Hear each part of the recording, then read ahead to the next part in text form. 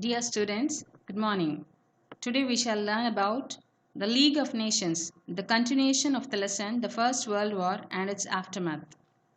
Do you know what is the meaning of League? League means it's a collection of people, countries or groups that combine for mutual protection or cooperation. Actually, the League of Nations was the first worldwide intergovernmental organization whose principal mission was to maintain world peace. And we shall see what was the structure and composition of it. The covenant of the League was worked out in the Paris Peace Conference and included in each of the treaties that were signed after the First World War. The League consisted of 5 bodies: the Assembly, the Council, the Secretariat, the Permanent Court of Justice, and the International Labour Organization. Each member country was represented in the Assembly. The Secretariat of the League of Nations was located at Geneva. Its first Secretary General was Sir Eric Drummond from Britain. The International Court of Justice was set up in The Hague. The court was made of 15 judges. And the most important aims and objectives of the League of Nations. Actually, the founders of the League of Nations were desperate to avoid a repetition of the horrors of the Great War.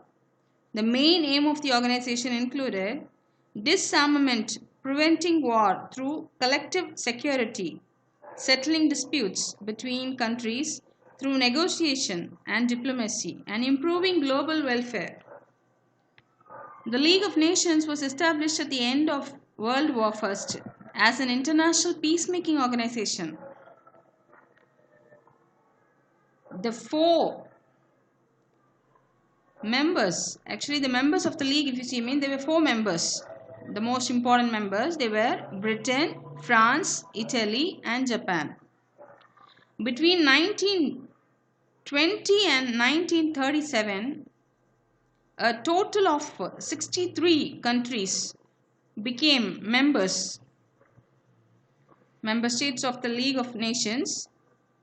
The covenant forming the League of Nations was included in the Treaty of Versailles and came into force on 10th Jan 1920, with the League of Nations being dissolved on 18th April 1946.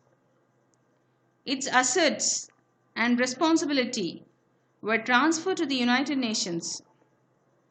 Of the 42 founding members, 23 were members when the League of Nations was dissolved in 1946.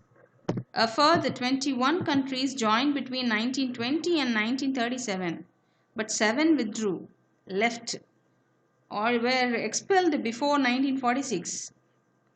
So League of Nations began with the 4 permanent members: Great Britain, France, Italy and Japan, and 4 non-permanent members that were elected by the Assembly for a 3-year terms. The non-permanent members were Belgium, Brazil, Greece and Spain. The Soviet Union formed in 1934 but was expelled in 1939 for invading Finland. And we can see the activities of the League here. The League was successful in 3 issues.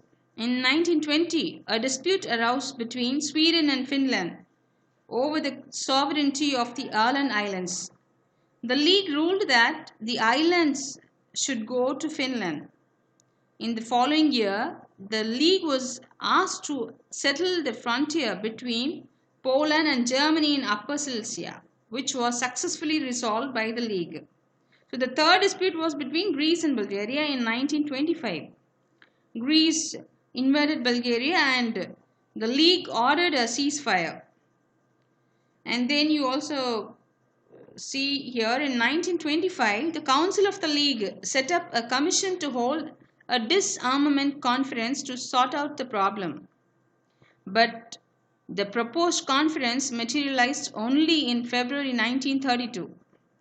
In this conference, Germany's demand of equality of arms with France was rejected.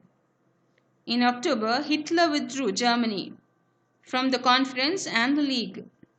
Japan attacked Manchuria in September 1931, and the League condemned Japan. So Japan also followed the example of Germany and resigned from the League. In the context of Italy, so Italy actually attacked Ethiopia. The League applied sanctions. As the sanctions came into effect, Italy resigned from the League in 1937. So thereafter, the League was a passive witness to events, taking no part in the crisis over the Rhineland, Austria, and many more like that. So the last decisive action it took was in December 1939, when Russia was expelled from her attack on Finland. So the assembly did not meet again, and the League of Nations was finally dissolved in 1946. So there were many causes for the failure of League of Nations. The League of Nations actually failed because it lacked any armed force of its own and depended on the great powers like Britain and France to enforce its resolutions, which they were very unwilling to do. So actually there had to be unanimity for decisions that were taken. Unanimity made it really hard for the League to do anything. The League suffered big time from the absence of major powers. Germany, Japan, Italy ultimately left, and the lack of US participation. The worldwide economic depression made countries' self-interests their priorities rather than world peace. The more the League failed, the less people trusted it. Countries were more concerned by their self-interest than by collective security, and so strong countries got away with bullying weaker ones. So here, and also it has been said, when Italy, Japan and Germany, headed by dictators, refused to be bound by the order of the League, Britain and France were the only major powers to act decisively. But they were not enthusiastic supporters of the League, as it was a brainchild of Wilson, who could not even convince his country to join the League.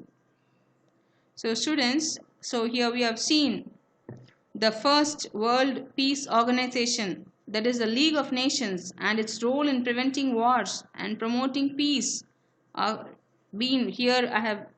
We have critically examined here, and also I have students, we can see the political map of Europe. So the countries are being given there. So please see to it very carefully. And also you can buy a political map, Europe political map, and mark these places and send a photocopy of this. Thank you, students.